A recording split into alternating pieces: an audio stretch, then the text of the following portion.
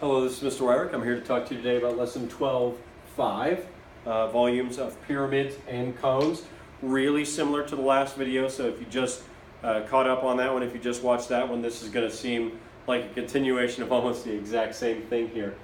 Finding volumes of pyramids and cones, again, there's one formula here. The volume is equal to 1/3 the area of that base times the height. So I have my actually decently drawn hexagonal pyramid here. It's a hexagon for the base. I would need to find the area of that hexagon, again using the techniques that I learned from the last chapter that we went through, finding the areas of the different figures. I'd find the area of that, I would multiply it by the height. This time, because we're not dealing with surface area anymore, I don't have to worry about the slant height, I don't have to do any of that. I just have to figure out how much it's going to hold. And luckily the formula is very, very simple. It's not some kind of crazy constant like pi where you have to figure out some weird number with all the decimals and how far to go. It's just 1/3.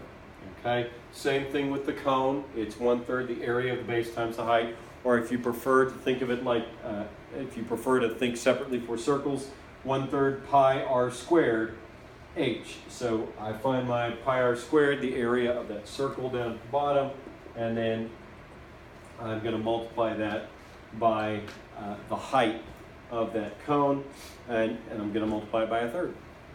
It's really pretty straightforward. On page 875, if you want to kind of take that down in your notes, again, remind me when it comes up to like a test. You should have just finished the mid-chapter test, so you don't have to worry about this so much for the mid-chapter, but for the end of the chapter test, maybe a cheat sheet with a couple of these formulas on it so you remember. Instead of having to carry around one of the geometry formula charts, you'd have something small and quick to refer to. Just a quick note over here, if we do have an oblique, and that's a terrible drawing of an oblique cone, but if the cone is leaned to the side, you still calculate it the same way. Area of the base times the height, 1/3 the area of the base times the height, but you do need to calculate that height. Make sure you understand what's going on with how much that height is on there, but the lean will not affect it.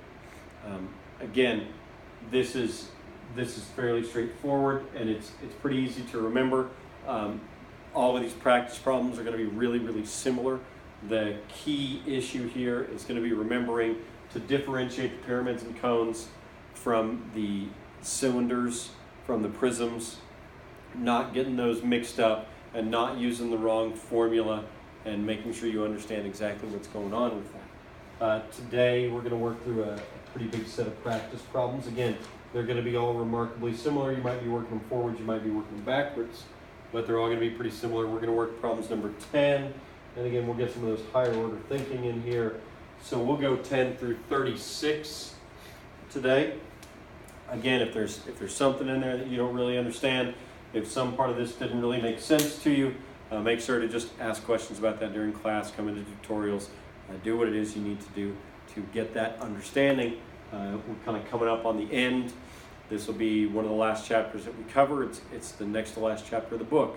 So make sure you're getting this stuff, make sure you're remembering this stuff, and go back and look at some of the older videos if you need to.